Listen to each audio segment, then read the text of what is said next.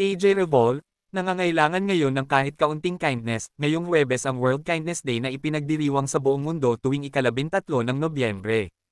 Nag-umpisa ito noong 1998 dahil sa pagtataguyod ng World Kindness Movement.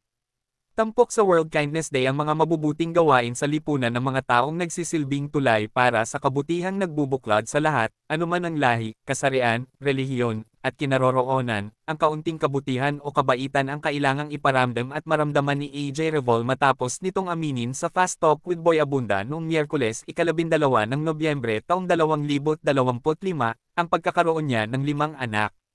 May mga pumupuri sa pag-amin ni AJ at inunawa ang makailang beses na pagtangging ginawa niya noon tungkol sa kanilang mga anak ni Aljur Abrenica.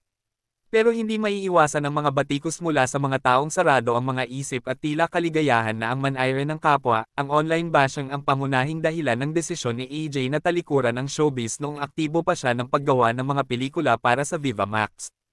Hindi kinaya ni AJ ang mga paninira mula sa mga taong mapanghusga at hindi alam ang mga tunay na nangyayari sa kanyang personal na buhay.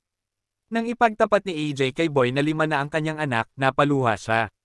Naramdaman ng mga manunood, lalo na ng mga magulang, ang sakit ng kalooban niya dahil walang ina ang may gusto na itago mula sa publiko ang kanilang mga inosente at maliliit pa na anak. 2 buwan pa lamang ang nakalilipas buhat ng isilang ni AJ si Abraham, ang pangatlo at bunsong anak nila ni Aljur, noong ika-3 ng Setyembre. Nakararanas si AJ sa kasalukuyan ng postpartum kaya makatutulong sa kalagayan at paggaling niya ang katiting na kabutihang ipadarama at ipakikita sa kanya, namatay sa edad na 1 ang pangalawang anak ni AJ na si Aaron. Bilang ina, napakasakit nito para sa kanya kaya naintindihan ng cabinet files ang pakiusap niyang huwag ng pag-usapan ang sanhi ng kamatayan ng bata.